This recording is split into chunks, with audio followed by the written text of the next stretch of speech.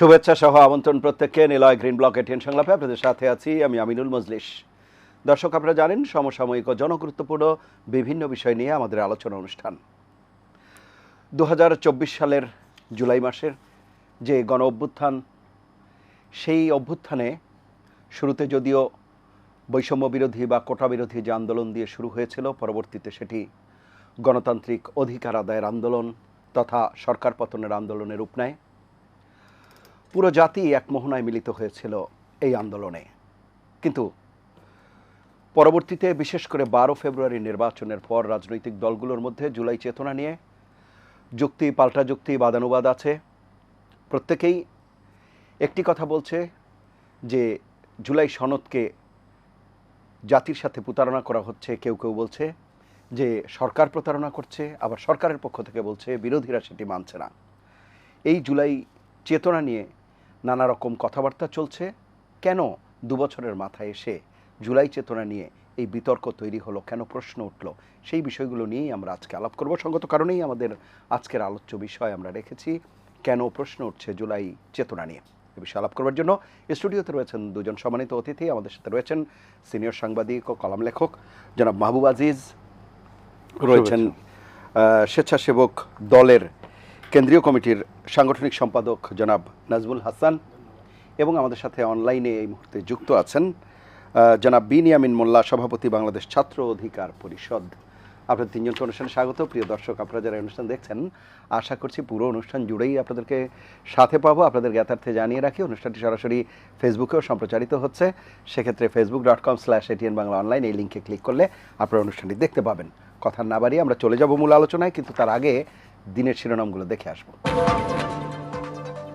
কক্সবাজারের রুখিয়ায় রোহিঙ্গা ক্যাম্পে পাহাড় ধসে মাদ্রাসার 5 ছাত্রী নিহত, আহত 8।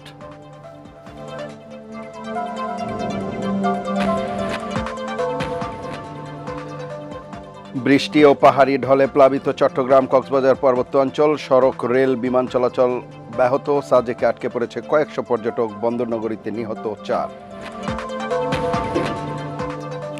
শেয়ারবাজার কারসাজিতে হোতাদের বিরুদ্ধে কঠোর ব্যবস্থা নেওয়া হবে, সংসদে প্রধানমন্ত্রী। বিনিয়োগকারীদের আস্থা ফেরাতে পুঁজিবাজার অনিয়ম তদন্তের আশ্বাস।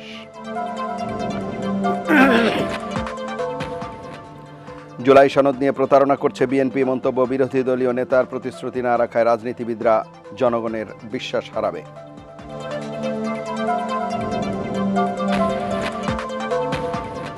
ইরাকের কারবালা ও নাজাফে আয়াতুল্লাহ খোমেনির জানাজা, শোকাহত মানুষের ঢল, কাল ইরানে মাশহাদে দাফন।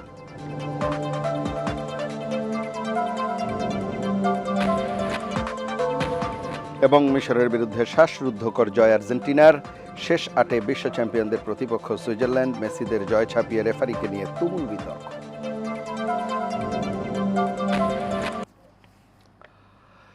দর্শক, আমরা দিনের শিরোনামগুলো শুনছিলাম। এবারে আজকের যে মূল আলোচনা সেখানে যাব। জুলাই চেতনা নিয়ে কেন এই প্রশ্ন উঠছে বা বিতর্ক হচ্ছে সেগুলো নিয়ে আলাপ করব। প্রথমেই সিনিয়র সাংবাদিক জনাব মাহবুব আজিজ, আপনাকে দিয়ে যদি আলোচনাটা শুরু করি। যে কথা বলছিলাম অনুষ্ঠানের শুরুতে, সেই বিষয় তো রয়েছে, এবং আজকে আমরা যখন কথা বলছি তখনও যেই বাদানুবাদের কথা বলছি, সেখানে জনাব আক্তার হোসেন, এনসিপির সদস্য সচিব এবং সংসদ সদস্য, উনি বলছেন জুলাইয়ের বিপক্ষে নানাভাবে বাংলাদেশকে বিষিয়ে তোলার চেষ্টা করা হচ্ছে। আপনার কাছে কি মনে হয়? ধন্যবাদ, শুভেচ্ছা। দেখুন, জুলাই গণ অভ্যুত্থানের যে মূল চেতনা বলতে আমরা যা বুঝি যে গণতন্ত্র ও জবাবদিহিতার প্রশ্নে দল মত নির্বিশেষে মানুষের একটা সমবেত রায় আমরা বলতে পারি। যেই অনির্বাচিত যে মানসিকতা ছিল কর্তৃত্ববাদী স্বৈরাচারী সরকারের, সর্বশেষ 3টি নির্বাচনে আমরা দেখেছি যে 14, 18 এবং 24-এ, তো সেই জায়গা থেকে যে এক ধরনের গণতন্ত্রহীনতা এবং কর্তৃত্ববাদ এমনভাবে চেপে বসেছিল, লুণ্ঠন, গুম, খুন ইত্যাদি সব মিলে এখানে মানুষের আর একদম দেয়ালে পিঠ থেকে গিয়েছিল। বিরোধী মতের, বিরোধী দলের কোনো জায়গা ছিল না, কোনো রকম স্পেস না থাকার কারণেই জুলাইয়ের গণ অভ্যুত্থান আসলে ছাত্রদের যে কোটা বিরোধী আন্দোলনে সব মানুষের মত সেখানে গিয়ে যুক্ত হয়ে এত বড় আকার ধারণ করে। এটার বিরুদ্ধে তো যাবার কোনো সুযোগ কারোই ছিল না বা এখনো নাই। কারণ জুলাই গণ অভ্যুত্থান কোনো ব্যক্তির পরিবর্তনের জন্য নয়, যে একজন শেখ হাসিনা গিয়ে আরেকজন শেখ হাসিনা তৈরি হবে এমনটির কারণে কিন্তু এই গণ অভ্যুত্থান হয়নি। এটা ছিল একটি ব্যবস্থার পরিবর্তনের জন্য, মানুষের রক্ত দেওয়া, প্রাণ ত্যাগ, এত মানুষ আহত, 1400-1500 মানুষ নিহত হলেন। তো সব মিলিয়ে এই জায়গা থেকে যখন আমরা দেখতে পাচ্ছি যে এই পরিবর্তনের যে আকাঙ্ক্ষাটা, মানুষের পরিবর্তনের আকাঙ্ক্ষাটা ছিল যে ব্যবস্থার পরিবর্তন, একটা জনবান্ধব একটা গণতন্ত্র আমরা দেখতে পাবো, গণমুখী একটা প্রশাসন পাবো এবং সেখানে সব মানুষের কথা বলবার জায়গা থাকবে। তো আমরা কিছু কিছু ক্ষেত্রে সেগুলো ব্যত্যয় দেখেছি, বিশেষ করে অন্তর্বর্তীকালীন সরকার দায়িত্ব নেবার পর। আপনি 8ই আগস্ট 2024-এ তারা যখন দায়িত্ব নিল, তারপর কিন্তু একটি সাম্প্রদায়িক শক্তিকে তারা প্রশ্রয় দিতে শুরু করলো, যে ডানপন্থার বিকাশ আমরা দেখতে পেলাম। জুলাই আন্দোলনে কিন্তু সেই ডানপন্থা ছিল না। আপনার মনে পড়বে সেখানে যেই মুক্তিযুদ্ধের গানগুলো, মুক্তির মন্দির, সোপানতলে, তীর হারায়, ঢেউয়ের মাঝি, এই সমস্ত যে গানগুলো নিয়ে তাদের যে মানুষের যে আন্দোলন, সেখানে তরুণরা সবচেয়ে বড় ভূমিকা পালন করছে। বিশ্ববিদ্যালয়, সরকারি বেসরকারি বিশ্ববিদ্যালয়ের তরুণরা, সেখানে কোনোভাবেই কোনো সাম্প্রদায়িক শক্তির উপস্থিতি দেখা যায়নি। কিন্তু হঠাৎ করে আমরা দেখতে পেলাম অন্তর্বর্তীকালীন সরকারের সময় মুক্তিযুদ্ধকে একটা বিতর্কিত জায়গায় ঠেলে দেবার চেষ্টা, এমনকি এই জুলাই অভ্যুত্থানের বিপরীতে দাঁড় করিয়ে দেওয়ার চেষ্টা, যেটা কোনো প্রয়োজন ছিল না। এই অপ্রয়োজনীয় কাজটি কেন করা হলো, এটার ভিতরে কিন্তু খুব বড় একটা শুভঙ্করের পাখি রয়ে গেছে। এবং আমরা দেখতে পাচ্ছি যে জাতীয় সংসদে 2/3 ভোটে জাতীয়তাবাদী দল জিতে এসেছে, এবং সেই জেতায় যেটা রক্ষা হয়েছে যে জুলাই সনদে যে আপনি পিআর পদ্ধতিতে উচ্চকক্ষ 100টি যদি বানিয়ে ফেলতে পারতো, যদি এই 2/3 না থাকতো, তাহলে কিন্তু আপনার সাম্প্রদায়িক শক্তি রাষ্ট্র ক্ষমতারই অংশীদার তো এখনো, তখন তারা পরিচালকের পদেই বসে যেত। এবং যেই জায়গাটি বিএনপিকে এভাবে মানুষ ভোট দিয়েছে, এবং বিএনপি মুক্তিযুদ্ধের চেতনার পক্ষের একটি দল, নির্বাচনে ঠিক 15 দিন আগে তারা সরাসরি মুক্তিযুদ্ধের পক্ষে অবস্থান গ্রহণ করেছে, এবং তারা তাদের মতো করে, যেহেতু জুলাই সনদে তারা 11টি নোট অফ ডিসেন্টও দিয়েছে, এবং সব মিলিয়ে আমরা দেখতে পাচ্ছি যে এইখানে কিন্তু একটা মুখোমুখি অবস্থান সেই অন্তর্বর্তীকালীন সরকারের সাথে। অন্তর্বর্তীকালীন সরকারের অংশ বিশেষ আমরা দেখতে পাই জামাত এনসিপির মধ্যে। তখন তারা সরকারের মধ্যে একটা বড় অংশ জুড়ে ছিল, পরবর্তীতে তারা এখন এখানে সংসদে রয়ে গেছে। যে প্রশ্নটি অনেকের মধ্যেই এসেছে যে 3 থেকে 6% ভোট জামাতের, সেই ভোট কিভাবে 36% হয়ে গেল?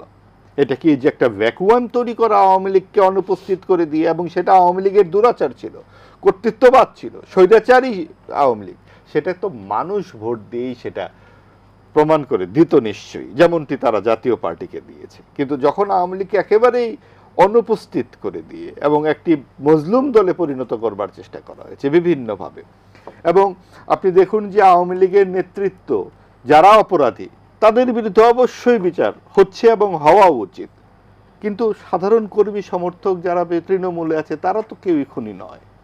তাদেরকেও বলা হচ্ছে যে আওয়ামী লীগ নিষিদ্ধ করার যে দাবিটি উঠেছে, সেটাও কিন্তু একটি রাজনৈতিক প্রতিদ্বন্দ্বীকে শূন্য করে দেবার কারণ চেষ্টা কিনা, সেই প্রশ্নও কিন্তু এসেছে। তো সব কিছু মিলে জুলাই গণ অভ্যুত্থানের যে প্রত্যয়, এটি অন্তর্ভুক্তিমূলক সমাজ, সকল দলমত নির্বিশেষে সবাই সমাজে থাকবে, সেটা কি আসলে হচ্ছে শেষ পর্যন্ত? আওয়ামী লীগের আমলে যেমন বিএনপি জামাত সমাজে থাকতে পারতো না, এখন বিএনপির আমলে কি আওয়ামী লীগ থাকতে পারবে না আগামী 12 বছর? এই প্রশ্নটিও কিন্তু সামনে চলে এসেছে।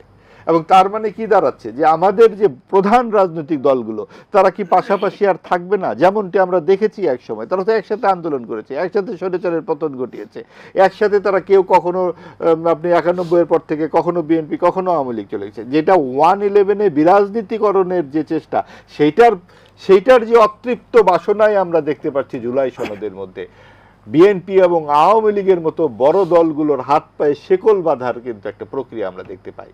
যদিও বিএনপি এখন রাষ্ট্র ক্ষমতায়, আমরা সংশোধনে এই জাতীয় সংসদে যে অধিবেশন দেখেছি, সেখানে কিন্তু গুম কমিশন থেকে শুরু করে বিচার বিভাগের পৃথকীকরণ, আপনার দুদক, পুলিশ ইত্যাদি বিভিন্ন সংস্কারে বিএনপির সেরকম মনোযোগ আমরা এখনো দেখি নাই।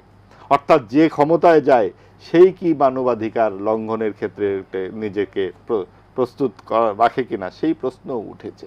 সবকিছু মিলিয়ে এই সরকারি দলের এই ধরনের আচরণ, বিরোধী দল একটা শূন্যতা থেকে বিরোধী দলের আবির্ভূত হওয়া এবং ক্রমাগত মুক্তিযুদ্ধকে বিতর্কিত করা এবং ক্রমাগত ভিন্ন মতকে প্রশ্ন করা, ভিন্ন মত করলেই সেটা আওয়ামী লীগের দোসর, আওয়ামী লীগের দালাল বলা, যেমনটি আওয়ামী লীগের সময় ছিল ভিন্ন মত বললেই বিএনপি জামাতের দালাল। তাহলে আখতার হোসেন যে বলছেন জুলাইকে বিষিয়ে তোলার একটা চেষ্টা, এটিকে আসলে আপনি মনে করেন না যে বিষিয়ে তোলার চেষ্টা হচ্ছে? বিষিয়ে কেন তুলতে হবে?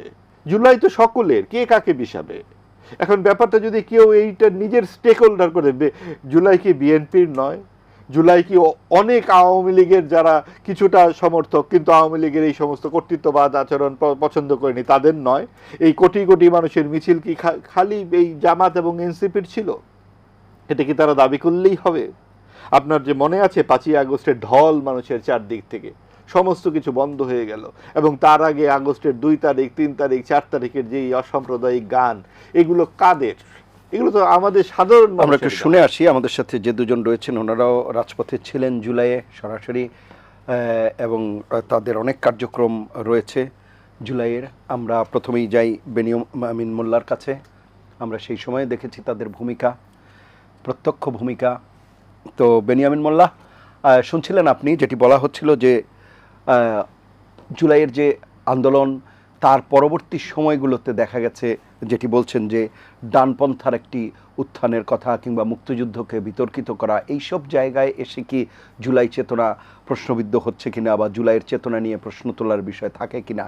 আরও বেশ কিছু বিষয় হয়তো আছে, আমরা পরবর্তীতে আলাপ করব, কিন্তু এই দুটি বিষয় মাহবুব আজিজ বলছিলেন, সেগুলো নিয়ে আপনার বক্তব্য শুনবো, আপনি বলবেন। ধন্যবাদ। জুলাই নিয়ে এটিএন বাংলা প্রোগ্রাম আয়োজন করেছে, আমাকে ইনভাইট করেছে। আমি শুরুতেই স্মরণ করছি আমাদের শহীদ আবু সাইদ সহ আমাদের যে 2000-এর মতো ভাই বোন যারা জীবন দিয়েছেন এবং 30,000-এর মতো ভাই বোন যারা আহত হয়েছেন, তাদেরকে স্মরণ করছি। যারা শহীদ হয়েছেন আল্লাহ তাদেরকে জান্নাত নসিব করুন। যারা আহত হয়েছেন, পঙ্গু হয়েছেন অনেকেই, যাদের হাত পা চোখ বা অঙ্গ কখনো আর ভালো হবে না। আমার নিজের সংগঠন ছাত্র অধিকার পরিষদের, আমি তখন কেন্দ্রীয় সভাপতির দায়িত্বে ছিলাম। আমার অনেক নেতাকর্মী আছেন যাদের হাত, ওয়ালিউল নামে একজনের ডান হাত, তার ডান হাত কখনো ভালো হবে না। এরকম একজনের স্নাইপারের গুলি লেগেছে, তার বাহু ক্ষত অবস্থায় রয়ে গেছে, হাতে গুলি লেগেছে, এগুলো কখনো ভালো হবে না। তো তাদের যে চাওয়া, সেই চাওয়ার জায়গাটা পূরণ হোক। আপনি দুটি মোটা দাগে প্রশ্ন করেছেন যে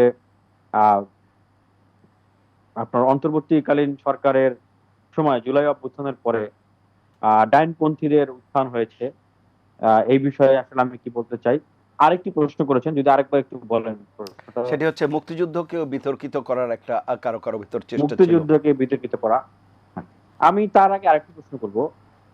আপনি সাংবাদিক মাহবুব আজিজ, উনাকে আসলে প্রথমে কথা বলতে দিয়েছেন জুলাইয়ের প্রোগ্রামে। তো উনি, হ্যাঁ, এই প্রশ্ন করতে পারে, কেউ যদি বামপন্থী ইডিওলজিকে ধারণ করেন, তিনি অবশ্যই ডানপন্থী ইডিওলজিক্যাল যে আপরাইজিং, সেটি নিয়ে কোশ্চেন রাখতেই পারেন, স্বাভাবিক। আবার মুক্তিযুদ্ধকে যারা আমরা লালন করি, মুক্তিযুদ্ধকে যদি বিতর্কিত করা হয় কোনোভাবে, সেটা নিয়ে আমরা প্রশ্ন তুলতেই পারি। কিন্তু একটা জিনিস নিয়ে 24-এর অভ্যুত্থানের পরে প্রশ্ন তোলা যাবে না। যেমন 1971 সালের পরে মহান মুক্তিযুদ্ধ নিয়ে কোনো প্রশ্ন তোলা যাবে না, ঠিক 24-এর অভ্যুত্থানের পরে একটা জিনিস নিয়ে প্রশ্ন তোলা যাবে না, বাংলাদেশে আওয়ামী লীগ কেন নাই, বাংলাদেশের আওয়ামী লীগ কেন রাজনীতি করতে পারতেছে না, এটা নিয়ে কোনো প্রশ্ন তোলা যাবে না। কেন যাবে না? 1971 সালে মহান মুক্তিযুদ্ধে পশ্চিম পাকিস্তানিরা পরাভূত হয়েছে, তাদের প্রশ্ন সেখানেই শেষ। 2024 সালে আওয়ামী লীগ এই নিরস্ত্র শান্তিপূর্ণ শিক্ষার্থীদের অধিকার আদায়ের আন্দোলনে গুলি চালিয়েছে। আমাকে 28 জুলাই গ্রেপ্তার করেছিল, এবং এই জুলাইয়ের আগের কথাও যদি বলি, আমাকে 7 মাস সলিটারি কনফাইনমেন্টে রেখেছিল, নিঃসঙ্গ আবদ্ধতায় রেখেছিল। আল্লাহ আমার হায়াত রেখেছে, তাই আমি বেঁচে আছি। মানে আমি আমার নিজের কথা যদি বলি, তো এই ধরনের নৃশংসভাবে মানুষকে যারা গুম করেছে, খুন করেছে, হত্যা করেছে, দেশ থেকে লক্ষ লক্ষ কোটি টাকা পাচার করে নিয়ে গিয়েছে, এবং আমরা একটা অভ্যুত্থানের ভিতর দিয়ে যাদেরকে দেশ থেকে তাড়িয়েছি, এবং যারা এই দেশের স্বাধীনতা সার্বভৌমত্বকে কোনোভাবেই ধারণ করে না। আই রিপিট, যে আওয়ামী লীগ বাংলাদেশের স্বাধীনতা সার্বভৌমত্বকে কোনোভাবেই ধারণ করে না। যারা কমপ্লিটলি ডিপেন্ডেন্ট ছিল দিল্লির উপরে, যারা কমপ্লিটলি ডিপেন্ডেন্ট ছিল ভারতের উপরে। আপনি দেখেন নাই যে জুলাই অভ্যুত্থানের সময় শেখ হাসিনাকে নিরাপত্তা দেওয়ার জন্য কারা এসেছিল, হিন্দিতে কারা কথা বলেছে, গুলি করেছে কারা, দেখেন নাই? এবং এই 4 তারিখ 5 তারিখ এয়ারপোর্ট দিয়ে এবং বিভিন্ন স্থলবন্দর দিয়ে একটা মানে ইউনিক পোশাক পরিহিত, গুলি সব অস্ত্র শস্ত্র সজ্জিত তারা হিন্দি দিয়ে কথা বলছে আর বর্ডার পার হয়ে যাচ্ছে। হো আর দেয় তারা কারা? বিএনপি সরকার আসার পরে তারা অনেকগুলো পদক্ষেপ নিয়েছে। এই যে আপনার হচ্ছে 33 জন পুলিশ প্রশাসনের লোক, তাদেরকে ফোর্স রিটায়ারমেন্টে দেওয়া হয়েছে। এবং আজকে দেখলাম 10টা জায়ান্ট প্রতিষ্ঠান যারা শেখ হাসিনার এই দুর্নীতির ভেনিটি ব্যাগ ছিল তাদের নামে মামলা করার উদ্যোগ নিয়েছে। আমি এটিও বলবো যে সেই সময় এই যে কারা বাংলাদেশে এসেছিল এবং তাদেরকে কারা নিরাপদে পার হচ্ছে সেটি নিয়েও তদন্ত করতে হবে, ব্যবস্থা গ্রহণ করতে হবে।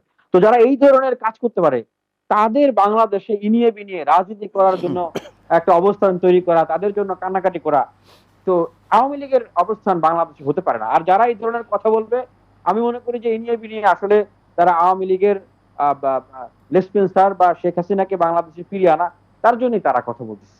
আমরা সেটি মনে করি। আমরা দেখছি যে এরকম অনেকেই মিডিয়াতে নিয়ে বিনিয়ে কথা বলার চেষ্টা করছেন। আমরা দেখলাম যে কিছুদিন আগে শাওন, মেহের আফসার শাওন, উনি খুবই জুলাইয়ের সাথে বাজে একটা শব্দ উল্লেখ করেছেন, যদিও উনি গত কাল বা গত পরশু মনে হয় উনি আরেকটি দুঃখ প্রকাশ করে ভিডিও বার্তা দিয়েছেন। এরকম আসলে যারা জুলাইকে ধারণ করছে না ইনিয়ে বিনিয়ে, বা আওয়ামী লীগকে প্রতিষ্ঠা করার জন্য কাজ করছে, বা আওয়ামী লীগ দেশে নাই এই জন্য যাদের খুব কষ্ট হচ্ছে, বা আওয়ামী লীগের গণতান্ত্রিক অধিকারের জন্য যারা আসলে কান্নাকাটি করতেছে, বা তাদের আমি বলবো এই শব্দটি বলবো আর কি, যে দালালি করতেছে, আমি মনে করি যে আসলে তাদের সাথে আমরা আসলে এক টেবিলে বা বসা কথা বলা সেটা আমরা পারবো না, সেটা হবে না। সেই প্রশ্ন বাদে আপনি বাকি ডানপন্থীদের উত্থানের কথা বলেন, সেটা জানতে চাইতে পারেন। অবশ্যই বাংলাদেশে যদি জামাত ইসলামের কথা যদি সরাসরি বলেন, যেটি উনি বলেছেন পরে, জামাত ইসলাম বাংলাদেশে জুলাই অভ্যুত্থানের সময় অংশগ্রহণ করেছে এবং বিএনপি সরকার বর্তমানে ক্ষমতায় আছেন। জামাত ইসলামকে তারা বিরোধী দল হিসেবে নিয়েই কিন্তু সংসদ পরিচালনা করছেন, তারা কিন্তু সংসদে আছেন। তো বাংলাদেশের মানুষ এই যে ভোটটা দিয়েছে, ইলেকশনটা হয়েছে, তাহলে কি উনি বলতে চাচ্ছেন যে এই ইলেকশনটা একটা বিতর্কিত নির্বাচন, এই ইলেকশনটা আসলে সঠিক হয় নাই? এটা তো উনি মনে হয় বলতে চাচ্ছেন নিয়ে নাই নির্বাচনটাকে প্রশ্নবিদ্ধ করা। বাংলাদেশের মানুষ তাদেরকে ভোট দিয়েছে, যেখানে সরকার তাদেরকে গ্রহণ করে নিয়েছে, সংসদ পরিচালিত হচ্ছে। সেক্ষেত্রে যদি বামপন্থীদেরকে মানুষ ভোট দিত, বামপন্থী রাজনৈতিক দল আছে না বাংলাদেশে, সিপিবি আছে, আর ওয়ার্কার্স পার্টি আছে, এরকম রাজনৈতিক দল আছে, তাদেরকে ভোট দিত, তাদেরকে সংসদে নিত। অবশ্যই বিএনপি যদি সরকারে আসতো তাদেরকে সাথে নিয়ে দেশ পরিচালনা করতো, আমাদের আপত্তি নেই। কারণ আমি মধ্যমপন্থী রাজনৈতিক দলের একজন কর্মী হিসেবে আমি মনে করি সেই জায়গাটা। দ্বিতীয়টি যেটি বলেছেন মুক্তিযুদ্ধকে বিতর্কিত করা, হ্যাঁ এই জায়গাটায় আমার একটা বক্তব্য অবশ্যই আছে যে 1971 সালে জামাত ইসলামের সেই সময়ের যে মুক্তিযুদ্ধের যে অবস্থান, সেই অবস্থান তো অবশ্যই সেটা বিতর্কিত অবস্থান। এবং আমি অনেক সময় দেখেছি যে তাদের অনেক নেতৃবৃন্দরা সেই কারণে বিভিন্নভাবে তারা দুঃখ প্রকাশ করছে, বা তারা বলার চেষ্টা করছে যে আমরা সেই রাজনীতি বা সেই জায়গায় আর ফিরে যেতে চাই না, আমরা নতুন করে রাজনীতি করতে চাই বাংলাদেশে। কিন্তু একটা প্রশ্ন রাখি যে আওয়ামী লীগকে কি আজ পর্যন্ত দেখেছেন শেখ হাসিনা, ওবায়দুল কাদের বা আওয়ামী লীগের শীর্ষ পর্যায়ের কোন নেতৃত্ব তারা বলছে যে জুলাইয়ে আমাদের আসলে এভাবে গুলি করা ঠিক হয় নাই, বা এই পদক্ষেপ এই স্টেপগুলো আসলে আমাদের ভুল ছিল, আমরা এর জন্য দুঃখিত, আমাদের এর জন্য খারাপ লাগছে, আজ পর্যন্ত কাউকে বলতে শুনেছেন? কাউকে বলতে শোনা নাই। কতটা পাঠান, কতটা নিষ্ঠুর হতে পারে তারা। বরং মাঝে মাঝেই কিছু ওই আপনার হচ্ছে টেলিটক টেলিগ্রাম গ্রুপের ওই আপনার হচ্ছে সলা পরামর্শ ষড়যন্ত্র ফাঁস হয়, সেখানে বলে যে সমন্বয়কদের তালিকা করো, হ্যাঁ এই কারা কারা আন্দোলন করে, কারা কারা বেশি কথা বলে, এদেরকে তালিকা করো। ইভেন এরকমও কথা বলে যে এই তারেক রহমান, হ্যাঁ তাকেও ছাড় দেওয়া হবে না, এরকম মানে কথাবার্তা বলতেছে এবং প্ল্যান করতেছে। এবং আমরা দেখলাম কি যে এখন তারা নতুন সিস্টেম জঙ্গি কায়দায় তারা হাজির হচ্ছে, ককটেল মারতেছে, ককটেল মেরে মেরে মিছিল করে। তো এটা কোন মানে জঙ্গি কায়দায় যারা বাংলাদেশে রাজনীতি করতে চায়, তো এই জঙ্গিদেরকে আবার মানে গণতান্ত্রিক অধিকার প্রতিষ্ঠা করার জন্য যারা কথা বলেন, এটা আসলে খুবই দুঃখজনক। আসলে চিন্তা করতে হবে যে ইনিয়ে বিনিয়ে যারা আসলে একটা স্পেস তৈরি করার জন্য কাজ করছে, তাদের সাথে আমরা আসলে ভবিষ্যতে টকশো শেয়ার করবো কিনা। অসংখ্য ধন্যবাদ। আমি আবারও আসবো আপনার কাছে, একটু শুনে আসি। আমাদের সাথে রয়েছেন জনাব নাজমুল হাসান।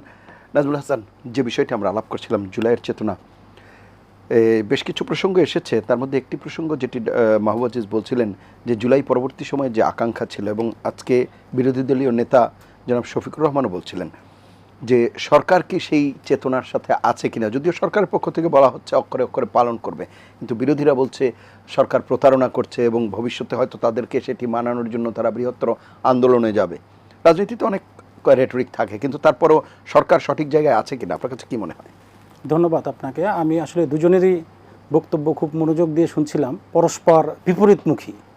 তো এখানে আমি আসলে কিভাবে পর্যালোচনা করব এই দুজনের বক্তব্যের আলোকে, তারপরেও কিছু বলার চেষ্টা করি। আপনি যেটা বললেন যে জুলাই সনদ, হ্যাঁ অবশ্যই বিএনপি জুলাই সনদকে ধারণ করে, স্বাক্ষর করেছে, অন করে, এবং জুলাই সনদের যে ধারা উপধারাগুলো আছে সেগুলো বাস্তবায়ন করার জন্য বিএনপির শীর্ষ নেতৃত্ব কিন্তু বরাবরই প্রতিশ্রুতিবদ্ধ। এখানে যেটা মাহবুব আজিজ ভাই বলেছে যে কিছু কিছু ধারায় আমাদের স্বতন্ত্র চিন্তা আছে, সেখানে নোট অফ ডিসেন্ট দিয়েছে, এবং এই নোট অফ ডিসেন্ট আকারেই কিন্তু আমরা আমাদের নির্বাচনী ম্যানিফেস্টো প্রণয়ন করেছি এবং জাতির সামনে উপস্থাপন করেছি। জনগণ আমাদেরকে ভোট দিয়েছে, 2/3 মেজরিটি দিয়েছে। এখানে খুব পরিষ্কার কথা। যেটা বললেন যে বিরোধী দলের নেতা বলছে যে জুলাই সনদ নিয়ে বিতর্ক তৈরি করা হচ্ছে, আমার কাছে ব্যক্তিগতভাবে মনে হয় যে বিরোধী দলের যখন কোনো কথা বলার ইস্যু থাকে না, ঠিক তখনই তারা এই জুলাই সনদকে সামনে নিয়ে আসে। এটা আসলে একটা সূক্ষ্ম প্রতারণা ছাড়া আমার কাছে কিছুই মনে হয় না। আর ইয়ামিনের কথাও আমি মনোযোগ দিয়ে শুনছিলাম, ও সুন্দর বলেছে যে বাংলাদেশে যে স্বল্প সময়ের মধ্যে একটি বৃহৎ মানে হত্যাযজ্ঞ হয়েছে, যেটা বিশ্বের ইতিহাসে নজিরবিহীন ঘটনা। এইভাবে কোমলমতি ছাত্রছাত্রী, বিরোধী দলের বা সব দলের নেতাকর্মীদেরকে যেভাবে নির্বিচারে হত্যা করা হয়েছে, মাত্র 15 থেকে 20 দিনের মধ্যে প্রায় 2000 বা জাতিসংঘের রিপোর্টে 1400 ছাত্রছাত্রীকে হত্যা করা হয়েছে। এটা পৃথিবীর কোনো ইতিহাস ঘাটলে পাওয়া যাবে কিনা আমি সন্দিহান। এইরকম একটি খুনি সংগঠনের বাংলাদেশে অদূর ভবিষ্যতে রাজনীতি করতে পারবে কিনা আমি জানি না। তবে এটাও সত্য যে যারা এই সকল হত্যাযজ্ঞের সাথে জড়িত ছিল বা যারা আওয়ামী লীগ করতো, তাদের মাত্র কিছু অংশ কিন্তু বাংলাদেশ থেকে পালিয়ে গিয়েছে। বৃহৎ অংশ যারা এখনও বাংলাদেশে আছে এবং দিব্যি আমাদের মতোই স্বাভাবিক জীবনযাপন করছে। হয়তো কিছু কিছু ক্ষেত্রে যাদের মামলা আছে তাদেরকে পুলিশ ধরছে। এখন এখানে একটা প্রশ্ন উঠতে পারে যে আওয়ামী লীগ ভবিষ্যতে রাজনীতি করতে পারবে কি না। আমার ব্যক্তিগতভাবে আমার কাছে মনে হয় যে আওয়ামী লীগের শীর্ষ নেতৃত্ব এখন পর্যন্ত এই বিশাল হত্যাযজ্ঞের দায় স্বীকার করেনি, কিংবা তারা জাতির কাছে ক্ষমা চায়নি। তারা যদি আনুষ্ঠানিকভাবে জাতির কাছে ক্ষমা চেয়ে তাদের খোলস চেঞ্জ করে যদি ভবিষ্যতে কখনো রাজনীতি করতে চায়, তাহলে সেটা বাংলাদেশের মানুষ বিবেচনা করে দেখবে। আর জুলাই সনদের যে কথাটি ভাই বললেন যে ডানপন্থার উত্থান হচ্ছে কিনা, এটা আসলে আমার কাছে সেরকমটা মনে হয় না। জুলাই সনদে সকল রাজনৈতিক দল অংশগ্রহণ করেছে এবং এটা মাসের পর মাস আলোচনা করেছে। তারপর তারা একটা সিদ্ধান্তে উপনীত হয়েছে। যেসব দলের কোনো ধারা উপধারায় স্বতন্ত্র মতামত আছে সেখানে তারা নোট অফ ডিসেন্ট দিয়েছে। আর জামাত যেটা বারবার এই জুলাই সনদকে সামনে নিয়ে আসে, আমার কাছে তো মনে হয় জামাতই সর্বপ্রথম প্রতারণা করেছে। বিকজ তারা এনসিপিকে বলেছিল যে আমরা জুলাই সনদে স্বাক্ষর করব না। এনসিপিও কিন্তু জুলাই সনদে স্বাক্ষর করবে না বলে বলেছিল, কিন্তু যেদিন জুলাই সনদ স্বাক্ষর অনুষ্ঠান অনুষ্ঠিত হলো সংসদ ভবন প্লাজায়, সেদিন কিন্তু জামাত ঠিকই যে জুলাই সনদে স্বাক্ষর করেছে, এনসিপিকে ফাঁকি দিয়েছে। এটা নিয়ে দুই দলের মধ্যে তখন অনেক দ্বন্দ্ব সংঘাত দেখা দিয়েছে। আবার এনসিপি মাঝে মাঝে জুলাই সনদকে অতিরঞ্জিত করে ব্যাখ্যা করার চেষ্টা করে, কিন্তু দুর্ভাগ্যজনক হলো এনসিপিও কিন্তু জুলাই সনদে স্বাক্ষর করেছে জাতীয় সংসদ নির্বাচনের বেশ কদিন পর। তাহলে যে এই যে তাদের চিন্তাধারার এবং কার্যক্রমের মধ্যে যে এক ধরনের বিশাল মতদ্বৈত্যতা, এক ধরনের বিপরীতমুখী আচরণ, এটা আসলে আমাদেরকে বিস্ময় করে এবং বাংলাদেশের জনগণকে ধোঁকা দেওয়ার শামিল। আমি আমার দলের পক্ষ থেকে অন্তত এইটুকু বলতে চাই যে যেহেতু আমরা জুলাই সনদে স্বাক্ষর করেছি, জুলাই সনদকে আমরা ধারণ করতে চাই, তবে যেখানে যেসব ধারাগুলো বাংলাদেশের অস্তিত্বের সাথে সংশ্লিষ্ট যে সকল ধারাগুলো বাংলাদেশকে স্থিতিশীল রাখতে সহায়তা হবে না, সেই সকল ধারাগুলোতে আমরা নোট অফ ডিসেন্ট দিয়েছি। আমরা সেটা মেনেই জুলাই সনদকে বাস্তবায়ন করতে চাই। জি, কিন্তু যে কথাটি মাহবুব আজিজ বলছিলেন এবং এনসিপির পক্ষ থেকেও বলা হয়, বিরোধীদের পক্ষ থেকেও বলা হয় যে বিচার বিভাগ পৃথকীকরণের ক্ষেত্রে যে অধ্যাদেশ, গুম কমিশনের ক্ষেত্রে যে অধ্যাদেশ, দুদকের ক্ষেত্রে যে অধ্যাদেশ, সেই সব বিষয়গুলোর ক্ষেত্রে বিএনপি সেই অধ্যাদেশগুলো থেকে সরে আসলো। না, তার কারণটি কি বা আমার মনে হয় যে এটা আপনি বলবেন। আমি বরং একটা বিরতি নিয়ে এসে তারপর এই আলোচনায় যুক্ত হচ্ছি, এরপরে আপনি বলবেন। প্রিয় দর্শক, নিলয় গ্রিন ব্লক এটিএন সংলাপে এ পর্যায়ে নিচ্ছি বিরতি, থাকুন আমাদের সঙ্গেই।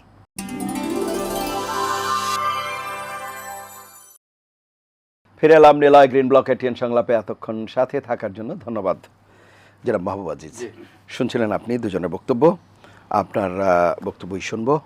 যে বিষয়গুলো হয়েছে আমি আর রিপিট করছি না, আপনি যেহেতু শুনছেন। নিশ্চয়ই না, দেখুন যে এখানে তো আসলে ইনিয়ে বিনিয়ে বলবার কিছু নেই। যা বলবার কথা স্পষ্ট করেই যার যার বক্তব্য দেওয়া বা কারোর পক্ষে দালালি করা বা এই সমস্ত ভাষা থেকেই আসলে বোঝা যায় যে ফ্যাসিজম কিভাবে চলে আসছে। এটা কিন্তু আওয়ামী লীগের সময় আমরা দেখেছি। আওয়ামী লীগ যখন একা নির্বাচন করেছে, যখন তারা এই ধরনের কর্তৃত্ববাদী আচরণ করেছে, তখন তার বিরোধিতা করলে বলা হয়েছে যে বিএনপি জামাত অগ্নি সন্ত্রাসী। আপনি যে কোনো রেকর্ড খুঁজলেই পাবেন। কাজে রাজনীতিতে এটা নতুন কিছু নয় যে আপনি প্রতিদ্বন্দ্বীদের আপনি সমাজে জায়গা দিতে চান না।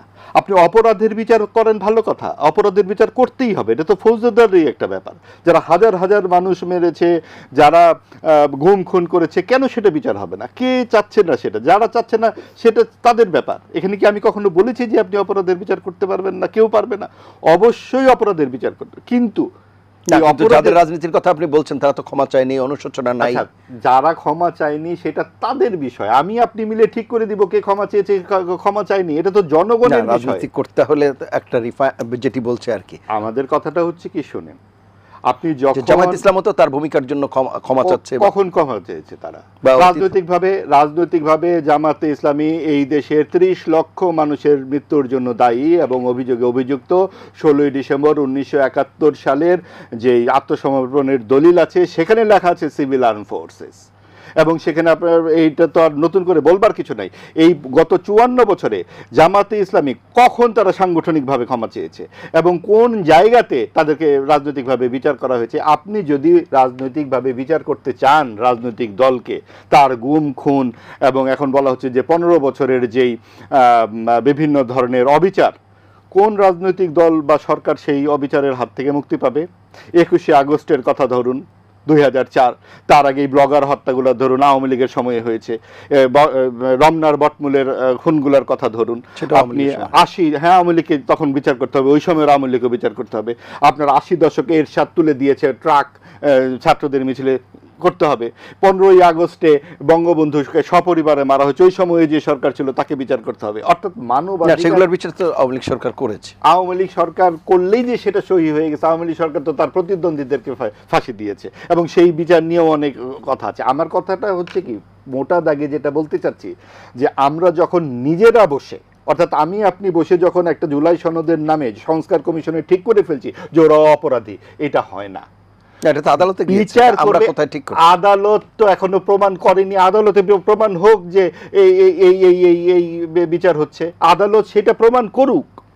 কিন্তু আদালত প্রমাণ প্রক্রিয়ায় যাচ্ছে, যাওয়ার আগেই কিন্তু আমরা ঠিক করে ফেলেছি যে অমুক নির্বাচনে আসতে পারবে না বা তমুক আসতে পারবে না। এই কথাটাও কি আমাদের সমাজে বলা যাবে না? মানে সমাজে কি আপনারা ঠিক করে দিবেন? উনি যেভাবে বলল যে আপনারা তাদের সাথে টকশোতেই অংশগ্রহণ করতে পারি না, এটা কি হয়? আমি একটা কথা বলবো, আপনি এই জন্য টকশোতে অংশগ্রহণ করবেন না, এই হচ্ছে গণতন্ত্র? আপনি আরেকটা কথা বলেছেন, সরকার গ্রহণ করে নিয়েছে বিরোধী দলকে, কাজেই বিরোধী দলকে আমাদের মানতে হবে। তো সরকার তো, আওয়ামী লীগ সরকারও তো জাতীয় পার্টিকে বিরোধী দল হিসেবে গ্রহণ করে নিয়েছিল 12 বছর। দেশের মানুষ তা মেনেছে না? আপনি নিজেই তো বলেছেন সেই নির্বাচনগুলো কেমন ছিল। হ্যাঁ, আমিও তো এখনো বলছি এই নির্বাচন কেমন আছে, এখনো তো বলছি, কারণ এটা গণতান্ত্রিক অধিকার আমার বলার। আমি বলছি যে এখানে অন্তর্ভুক্তমূলক নির্বাচন হয়নি, এবং সেটা আপনি সরকার, যেমন এবার মানুষ যেমন জাতীয় পার্টিকে লাল কার্ড দিয়েছে, আওয়ামী লীগকেও লাল কার্ড দিত, সেই সুযোগটি মানুষকে আপনি দেবেন না কেন? আপনি কেন আইন নিজের হাতে তুলে নেবেন? আমার ডিবেটের জায়গাটি খুব পরিষ্কার। এখানে কিন্তু আমি কোনো কাউকে আমি বলছি না যে তাকে আপনি রাখেন, দায়িত্বটা দেন জনগণকে। আমেরিকা ফেরত আলী জাকের কি ডক্টর আলী রিয়াজ এসে বলে দিবে যে সার্বভৌম জাতীয় সংসদ 2 বার শপথ নিতে হবে, এটা আমরা মানতে পারি না। একটা সংসদ সদস্য তাকে ভোট দিয়ে মানুষ পাঠাচ্ছে, গণভোটে আপনি 4টা প্রশ্ন করে দিচ্ছেন এবং 4টা প্রশ্ন করে বিএনপি তো সেই শপথ নেয়নি। কি করবার আছে আপনার? কারণ আপনি যাকে সার্বভৌম সংসদ বলছেন তাকে আপনি ঠিক করে দিবেন কে কিভাবে করবে। ঠিক একইভাবে আপনি ঠিক করে দিবেন জনগণকে যে ভাই অমুক দোসর, তমুক এটা, তমুক সেটা, তমুক ইনিয়ে নিয়ে কথা বলছে, তার মানে ইনিয়ে কথা বলা মানে কি? আপনারা ঠিক করে দিবেন যে এই ভাষায় কথা বলতে হবে। এইটাকেই বলা হয় কালচারাল ফ্যাসিজম, যেটা আওয়ামী লীগ করবার চেষ্টা করেছে 17 বছর, এবং তাদের বিরুদ্ধে গেলেই সেটা রাজাকার হয়ে গেছে। যেই কারণে ছাত্রছাত্রীরা 16 জুলাই বেরিয়ে এসেছিল, বিশেষ করে রোকেয়া হলের ছাত্রীরা, তুমি কে আমি কে, রাজাকার রাজাকার, কে বলেছে স্বৈরাচার স্বৈরাচার, শেষ 2টি লাইন কিন্তু এখন আর আমরা শুনি না, কারণ ওই স্বৈরাচার শব্দটি আমাদের অপছন্দ। আজকে যেই ছোট ভাই অনেক কথা বলছেন, ঠিক আছে, আমরা এই মুক্ত অবশ্যই সাফারার, এবং তাদের সমর্থনে আমরা যারা লেখালেখি করেছি একটু সার্চ দিলেই বুঝবেন যে এই সাফারারদের জন্য আমরাও সাফারার, জাতিগতভাবে সাফারার, প্রত্যেকেই কম বেশি সাফারার। এবং এই তরুণদের কাছে আমার অনুরোধ থাকবে, ভাই আপনারা একটু 32 নম্বর অনুচ্ছেদটা সংবিধানে একটু পড়ে দেখবেন তো। এই সংবিধানের 32 নম্বর অনুচ্ছেদে লেখা আছে আইন অনুযায়ী ব্যক্তি স্বাধীনতা ও প্রাণের অধিকার রক্ষা হবে, আইন অনুযায়ী। এখন আপনারা যাদেরকে নিষিদ্ধ করতে চাইছেন, আওয়ামী লীগ তো বলবে ভাই আইন অনুযায়ী আমি গুলি করেছি। আপনারা কেন সংবিধান থেকে এই অনুচ্ছেদটাকে তুলে দিতে বলছেন না, যেটা দক্ষিণ আফ্রিকা সহ অনেকগুলো দেশে আছে শর্তহীনভাবে প্রাণের অধিকার? আমরা তো শর্তহীনভাবে প্রাণের অধিকার চাই। আওয়ামী লীগ যখন আপনার কোর্টে বলবে যে ভাই আইন অনুযায়ী আমাদেরকে গুলি করতে হয়েছে, এটা তো আমরা মানতে পারি না। আইন অনুযায়ী আপনি এইভাবে 1400-1500 মানুষ মারতে পারেন না। আপনি এখন পর্যন্ত বিএনপি বলুন, জামাত বলুন, এনসিপি বলুন, কেউ এই অনুচ্ছেদ কিন্তু পরিষ্কার করতে চায় না। কেন চায় না? কারণ আগামীতে আপনিও সেটা শাসন চালাবেন বলে। কাজেই আপনাদেরকে মূল জায়গাটিতে হাত দিতে হবে। এখানে আওয়ামী লীগ বা বিএনপি বা জামাত বা এনসিপি বড় কথা নয়, বড় কথা হলো মানুষের অধিকার, এবং প্রত্যেকটা প্রাণীর অধিকার নিশ্চিত করতে হবে। আপনার সাথে আমার মত মিলছে না, আপনি আমাকে সমাজ থেকে বের করে দিবেন, আবার আমি আপনাকে বের করে দিব। এটা আদিম যুগ। এই যুগের থেকে আমাদেরকে অবশ্যই থামতে হবে এবং বেরিয়ে আসতে হবে। যেই জায়গায় কথাটি বারবার বলতে চাচ্ছি যে আপনি এই কালচারাল হাইপ যদি তোলেন, আপনি যদি বলেন যে মুক্তিযুদ্ধ নিয়ে প্রশ্নই করা যাবে না, ভাই মুক্তিযুদ্ধ নিয়ে প্রশ্ন করা হচ্ছে না। আমি তো অহরহ শুনছি বঙ্গবন্ধু বাংলাদেশকে অঙ্গরাজ্য বানাতে চেয়েছে ভারতের, এবং ভারতের থেকে টাকা এনে আওয়ামী লীগ রাজনীতি করেছে, এটা অহরহ শুনতে পাচ্ছি, আরো বহু কথা শুনতে পাচ্ছি। কই সেগুলো নিয়ে তো আপনারা তখন বলেন না যে অমুকের সাথে টকশোতে বসবো না। তাহলে আমরা যখন সকল মানুষের অধিকার চাচ্ছি, তখন কেন আমাদেরকে দালাল বলা হচ্ছে? আমি সেই জিনিসটা আসলেই বুঝতে পারছি না। এবং সবচেয়ে বড় কথা কি, আজকে যারা এইভাবে আমাদেরকে সমাজচ্যুত করতে চাচ্ছেন, আগামীতে আপনাদের উপরে যখন এই অন্যায় হবে, তখন আবার আমরা বলবো যে না ভাই অন্যায় করা যাবে না। কারো প্রতি কেউ মব সন্ত্রাস কিংবা আইন নিজের হাতে তুলে নিতে পারবে না, এটার জন্য আদালত আছে। আমার ব্যাপারে যদি আপনার কোনো অভিযোগ থাকে, আপনি আদালতে যান, আপনি বলুন যে মাহবুব আজিজ এই কথা বলছেন, তার গণতান্ত্রিক অধিকার নাই এই কথা বলার। আমি তখন বলবো যে আমি কোনোভাবেই খুনির পক্ষে না। খুন যেটা হয়েছে আপনাদেরকে, সেটা অপরাধের বিচার হবে ট্রাইব্যুনালে, সেখানে হচ্ছেও।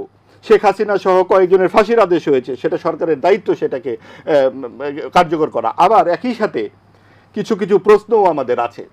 শেখ হাসিনার যে আইনজীবী আপনি নিয়োগ করেছেন, কথা বলতে বলতে সে হেসে ফেলছে।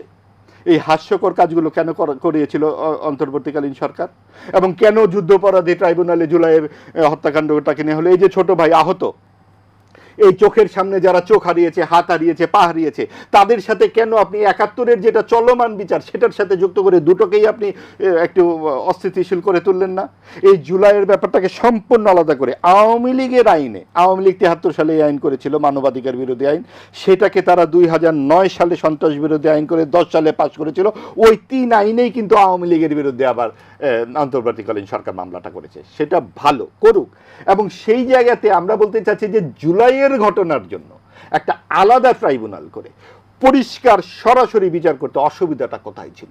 এখনো সেটার অসুবিধা নাই। আরেকটা পয়েন্ট আপনি বলেন, 1500 মানুষের হত্যাকাণ্ড নিয়ে আমরা প্রত্যেকেই সোচ্চার, এর বিচার করতেই হবে। অন্তর্বর্তীকালীন সরকার যে 700 শিশু মেরে ফেললো হামের টিকা না দিয়ে, এর বিচার করতে হবে না?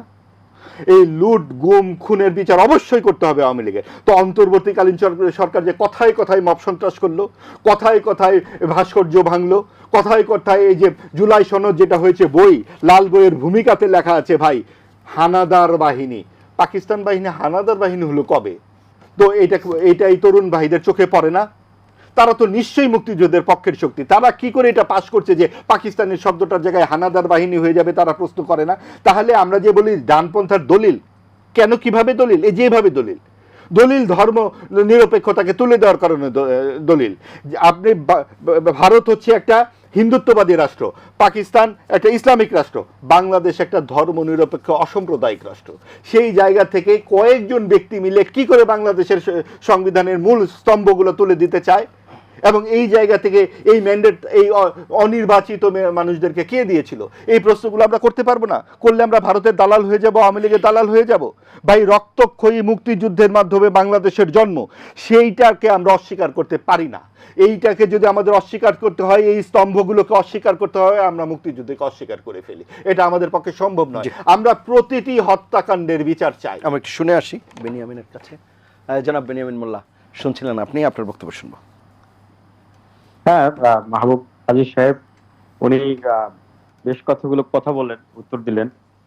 তো বললেন যে এভাবেই নাকি ফ্যাসিজমের আবির্ভাব হয়। তো আমি বলবো যে রাশিয়ার সেই উক্তিটি যে ফ্যাসিবাদ কখনো বন্দুকের নলের ভিতর দিয়ে ফ্যাসিবাদের আবির্ভাব হয় না।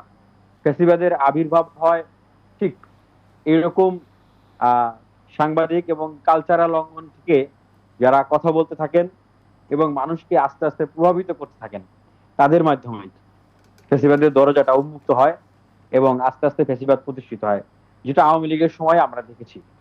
আর আমি একটা প্রশ্ন করেছিলাম যে আওয়ামী লীগের সর্বোচ্চ নেতা থেকে কেউ কি আজ পর্যন্ত কোথাও ক্ষমা চেয়েছে কিনা? কেউ কিন্তু আজ পর্যন্ত কোথাও ক্ষমা চায় নাই। তো তার উত্তরে উনি বলেছেন যে কে ক্ষমা চাবে বা না চাবে সেটা কে ঠিক করে দেবে? সেটা আমরা ঠিক করে দেওয়ার কি, আমরা বলার কি? এখন আমি যদি আঘাতপ্রাপ্ত হই, আমার ভাই যদি শহীদ হয়, নিহত হয়, তাহলে সেটা কি উনি ঠিক করে দিবেন যে আওয়ামী লীগ ক্ষমা চাবে কি চাবে না? উনি তো আওয়ামী লীগের পক্ষে কথা বলছেন, উনি তো ঠিক করবেন না। আমার তো ভাই হারা আমি হয়েছি, বোন হারা তো আমি হয়েছি, আমি তো নিজে সলিটারি কনফাইনমেন্টে ছিলাম, মেন্টালি ট্রমাটাইজড। আমি তো এই কথা বলবোই, আমার তো এই কথা বলতেই হবে, তাদের বিচার তো চাইতেই হবে। এবং উনি বলেছেন যে সেই যে 21শে আগস্ট গ্রেনেড হামলা হয়েছে, তার বিচার হয় নাই। উনি আসলে 21শে আগস্ট যে গ্রেনেড হামলা হয়েছে তার জন্য আসলে কাকে দায়ী করছেন, এটা একটু স্পষ্ট ভাবে বললে ভালো হতো। 15 আগস্ট যে হত্যাকাণ্ড হয়েছে তার জন্য উনি আসলে কাকে দায়ী করছেন, সেটা আসলে স্পষ্ট করে যদি উনি বলতেন সেটা খুব ভালো হতো। হ্যাঁ, উনি এরশাদ সরকারের কথা বলেছেন যে তার তো বিচার হয় না, তিনি তো রাজনীতি করেছেন। দেখেন, এটাই হচ্ছে মাহবুব আজিজ সাহেব এবং আমাদের মাঝে পার্থক্য, যে উনারা আবারও অতীতে ফিরে যেতে চান, কিন্তু আমরা অতীতে ফিরে যেতে চাই না।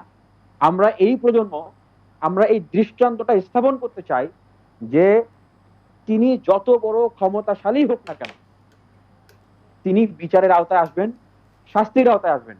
তিনি কোন দল যদি এই ধরনের হত্যাযজ্ঞ করে, গুম খুম লুটপাট করে, মানুষের উপর অত্যাচার করে, মানুষকে অবজ্ঞা অবহেলা তুচ্ছতাচ্ছিল্য করে, তাহলে তাদের পরিণতি এইরকম হয়। তারা বাংলাদেশে নিষিদ্ধ হয়, তাদের রাজনীতি বাংলাদেশে হয় না। বাংলাদেশে তাদের মানুষ তাদেরকে রাজনীতি করার যে আহ, আহ, যে জায়গাটা, সেই জায়গাটাতে মানুষ সেই সুযোগটা তাদেরকে দেয় না। মানুষ তাদেরকে বরণ করে না, গ্রহণ করে না, বরং তাদেরকে ঘৃণা করে। তো এই যে জায়গাটা, এই জায়গাটা আমরা তৈরি করতে চাই, যেটা তারা তারা পারেন নাই, সেটা আমরা পারতে চাই, যে এটা একটা দৃষ্টান্ত হয়ে থাকবে। আর যেটা বারবার বলার চেষ্টা করলেন যে আওয়ামী লীগ একটা বৃহৎ রাজনৈতিক দল, তাদের অনেক নেতাকর্মী আছে, তো তাদেরকে উপেক্ষা করা যাবে না। আবার তাদেরকে সাথে নিয়েই চলতে হবে, বিচার করতে হবে, বিচারের ভিতর দিয়ে ঠিক হবে যে কে অপরাধী কে অপরাধী না। আমি ওনাকে একটা প্রশ্ন করতে চাই যে আপনার সামনে যদি আপনার ছেলেকে কেউ গুলি করে হত্যা করে, তো আপনি তাকে হত্যাকারী বা খুনি কি ততক্ষণ বলবেন না যতক্ষণ বিচারের মাধ্যমে এটা প্রমাণিত হবে?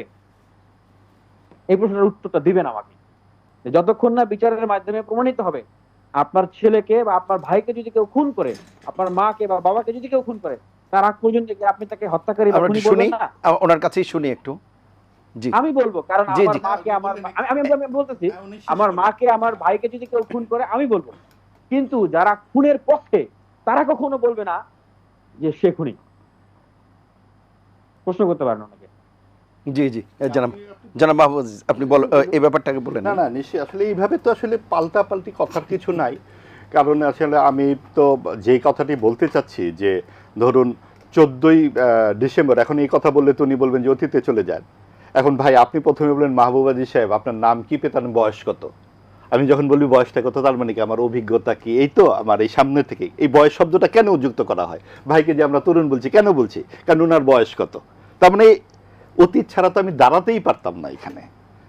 তো 71 সালের বাস্তবতার পর জামাতের সাথে আপনারা কি করে রাজনীতি করছেন? সেখানে বাবা মারা যায়নি, ভাই মারা যায়নি, মা ধর্ষিতা হয়নি। আমাদের সাথে আওয়ামী লীগের রাজনীতি করেছে। হ্যাঁ অবশ্যই, তাই বলে আমি তো আওয়ামী লীগের পক্ষে একটি কথা বলছি না।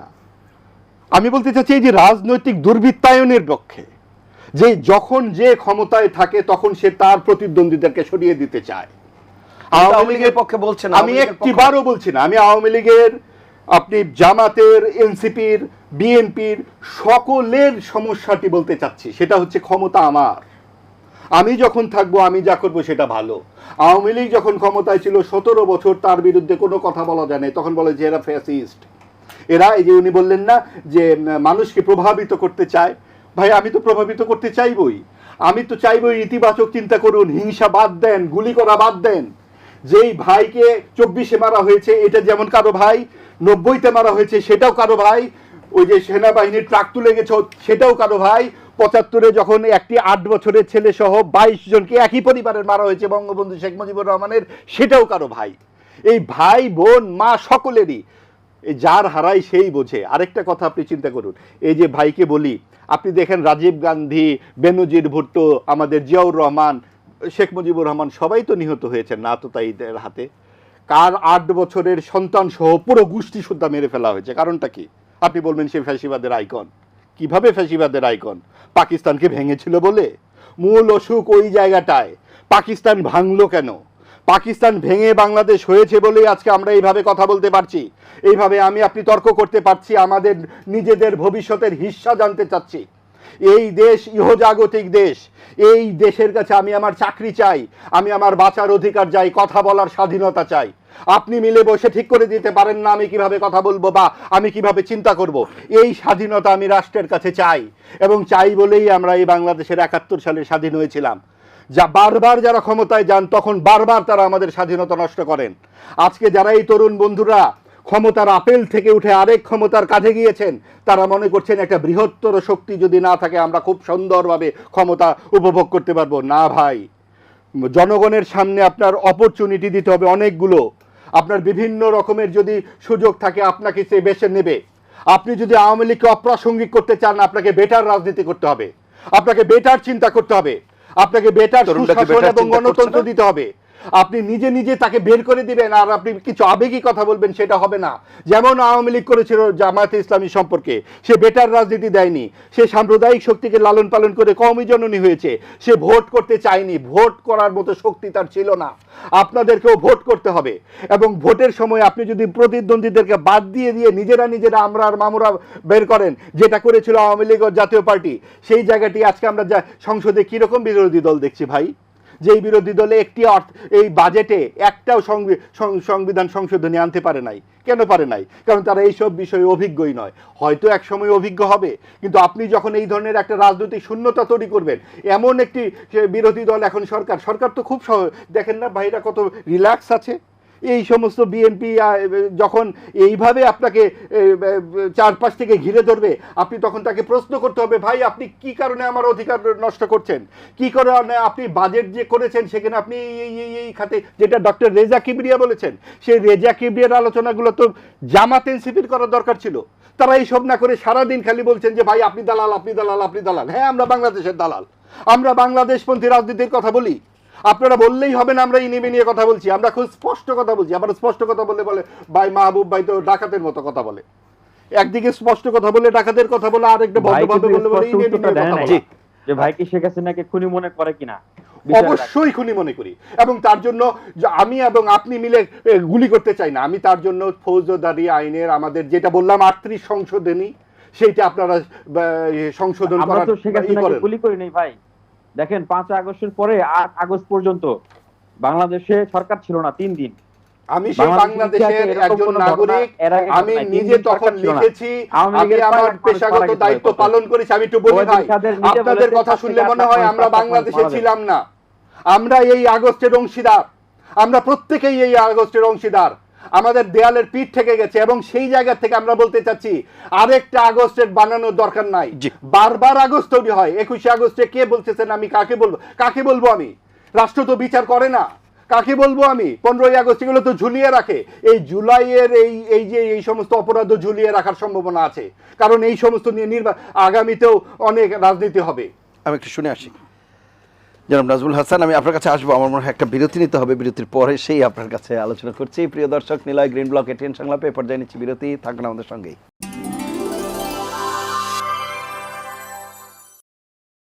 ফিরে এলাম নিলয় গ্রিন ব্লক এটিএন সংলাপে। এতক্ষণ সাথে থাকার জন্য ধন্যবাদ।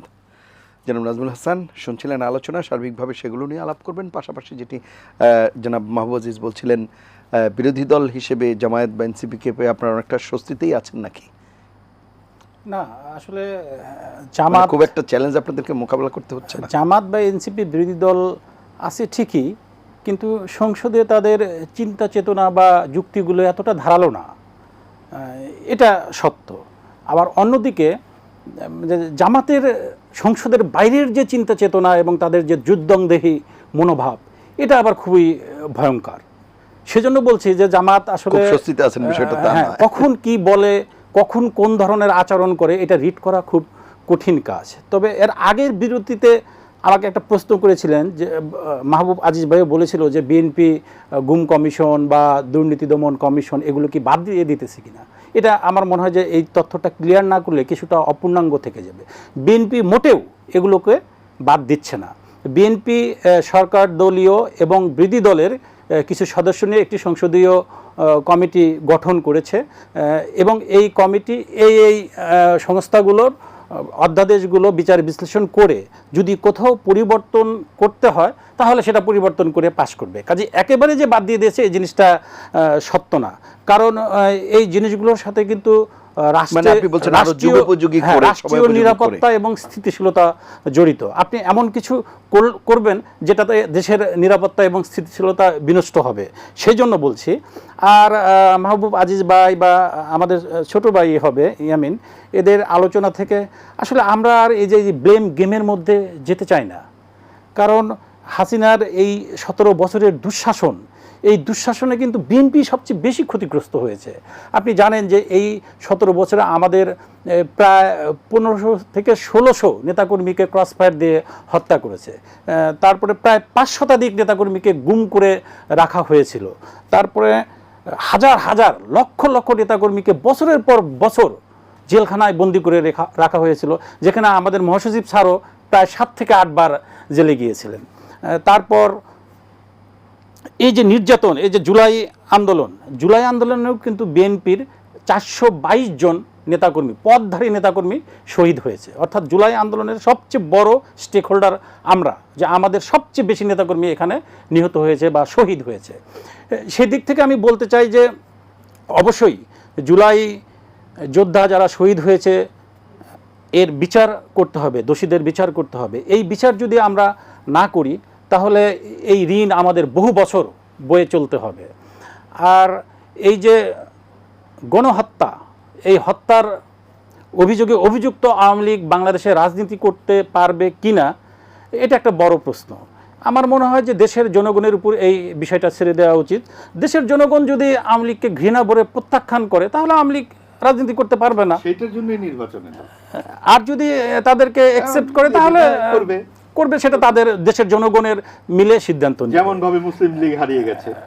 হ্যাঁ, মুসলিম লীগ এখন যেমন নাই ভাবে হয়ে জাতীয় গেছে, পার্টি right. নাই হয়ে গেছে। হ্যাঁ, তবে শেখ হাসিনাকে অবশ্যই আইনের আওতায় আনতে হবে, কিন্তু দুর্ভাগ্যের বিষয় হচ্ছে যে উনি এত বড় দেশপ্রেমিক নেত্রী, কথায় কথায় দেশপ্রেম, কথায় কথায় আওয়ামী লীগ কখনো পালায় না, বঙ্গবন্ধু কন্যা কখনো পালায় না, অথচ দেখা গেল লেজ গুটিয়ে সবার আগে পুরো পরিবার শুদ্ধ উনি বাংলাদেশ থেকে পালিয়ে গেলেন।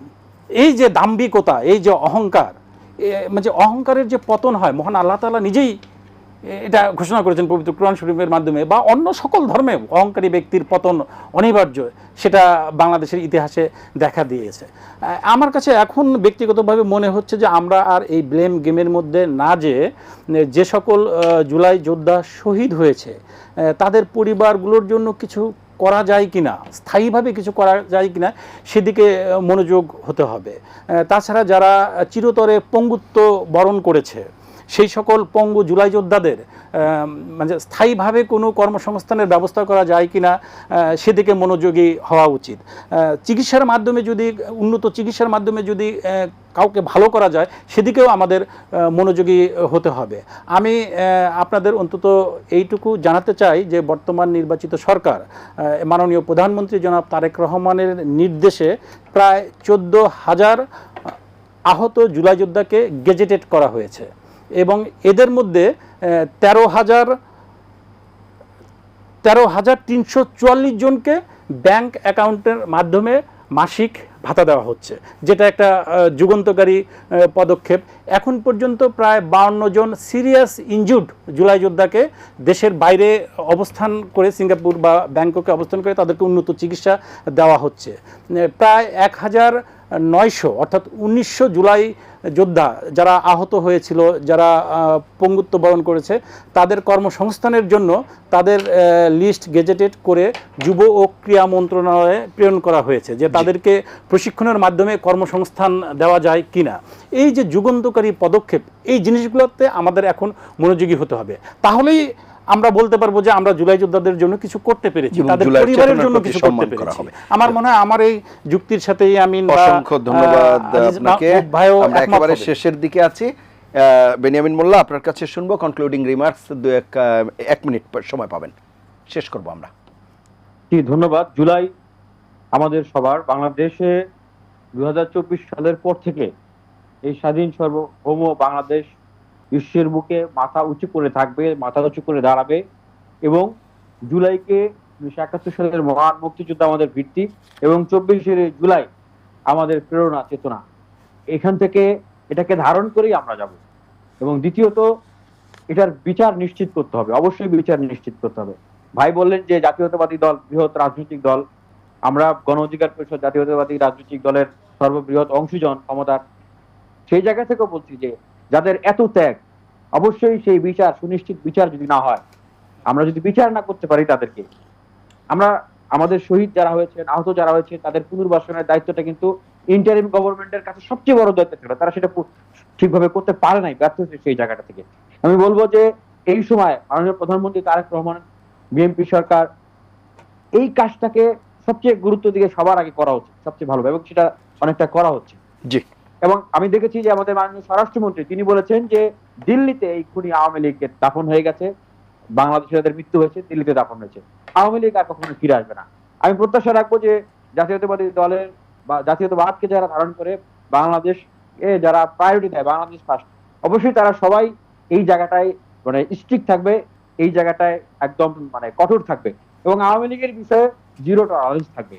না হলে আমরা যদি একদিক থেকে মনে করি যে তাদেরকে পুনর্বাসন করা, অর্থনৈতিকভাবে সহযোগিতা করা, এগুলো করতেছি, আবার আমরা যদি মনে করি যে না, রাষ্ট্র পরিচালনার জন্য নিজেদের ক্ষমতাকে আপনার হচ্ছে আরো দীর্ঘায়িত করার জন্য আওয়ামী লীগের সাথে নেগোসিয়েশন করে, ভারতের চাপাচাপি পারতেছি না, ভারতের সাথে নেগোসিয়েশন করে আমরা আওয়ামী লীগকে আবার স্পেস দিলাম, তাহলে কিন্তু আপনি যদি কাউকে মেরে, তাকে যদি গরু মেরে যুদ্ধ দান, সেটা কিন্তু আসলে তার জন্য কিছু করা হলো না। তবে আমি এটা দৃঢ়ভাবে বিশ্বাস করি যে বর্তমান বিএনপি সরকারের যে আন্তর্জাতিক পলিসি, সেটা ভারত নির্ভর না, সেটা কিন্তু আমরা দেখেছি যে পুশির সীমান্তে সেটাকে কিভাবে করে ট্যাকেল দেওয়া হচ্ছে।